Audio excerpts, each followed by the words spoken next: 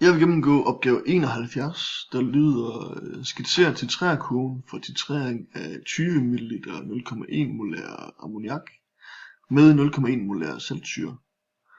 Titrering er en metode til at bestemme en koncentration af et stof i en opløsning, i dette tilfælde en ammoniakopløsning, ved hjælp af et stof med en kendt koncentration, i dette tilfælde saltsyre,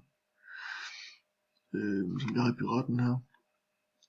Men her kender vi begge koncentrationer og skal se nærmere på reaktionen mellem de to.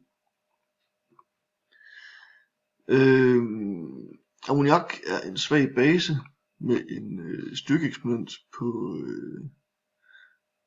4,75. Og fordi det er en svag base, kan vi benytte denne formel. Vi ved, at pH plus pH er lige med 14. Ja, vi kender den formelle koncentration også, der er 0,1 molær. Ja. Så vi kommer frem til en pH-værdi på 11,1, som vi kan sætte ind på vores kurve her. Så vi så altså starter med 11,1 pH.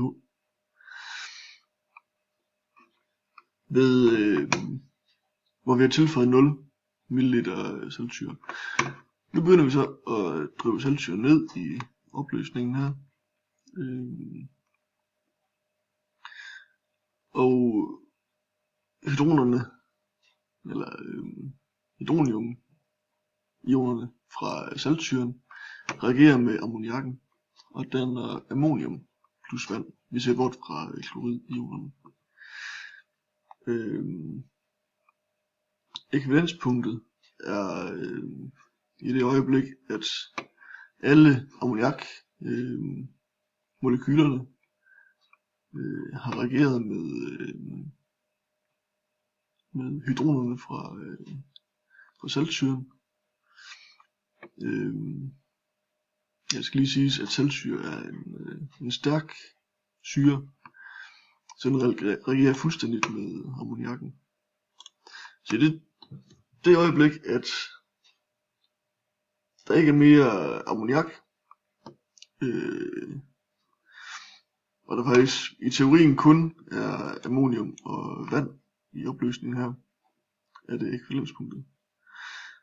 Fordi at det er ammoniakken og saltsyren er i forhold 1 til 1. De er samme molaritet og kan afgive op til lige mange hydroner henholdsvis. Får vi ekvivalenspunktet, når vi har tilføjet den samme mængde saltsyre, som der er ammoniak, altså 20 ml. Nu vil vi så finde pH-værdien for ekvivalenspunktet. Og fordi at ammonium er en svag syre med en styrkeeksponent på 9,25, kan vi bruge denne formel, hvor vi så skal finde den formelle koncentration først, som vi gør her. Kommer frem til en pH-værdi på 5,3, som vi så altså kan sætte ind på grafen her ved 20 ml, hvor vi ved, at vores ekvivalenspunkt ligger. Vi kan blandt andet bruge metylrødt til at indikere punktet, fordi det skifter farve ved en pH i stedet mellem 4,8 og 6.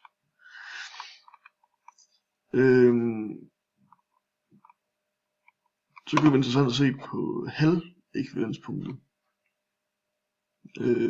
Altså der hvor vi har tilføjet halvdelen den syre, der skal til for at opnå ekvivalenspunktet, er dermed skabt en tilsvarende mængde af ammoniaks korresponderende syre, ammonium.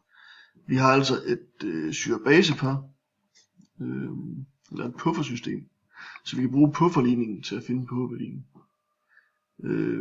Der lyder pH lige med pKs, der her er 9,25, plus logaritmen til stofmængden af basen, over stofmængden af syren i mol. Her kommer vi så frem til, at pH-værdien er 9,25. Og her er det interessant at se, at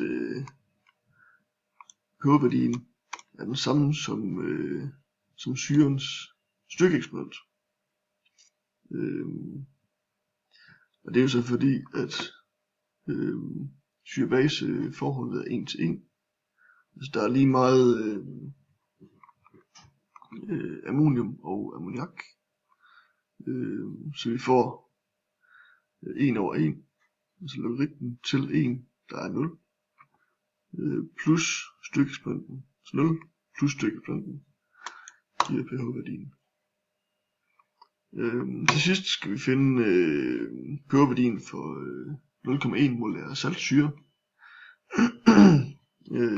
Og fordi det er en stærk syre, kan vi bruge formlen pH er lige med minus logaritmen til den formelle koncentration af syren. Og det er 1. Så kurven vil altså nærme sig 1 til sidst. Ja, det var vist det.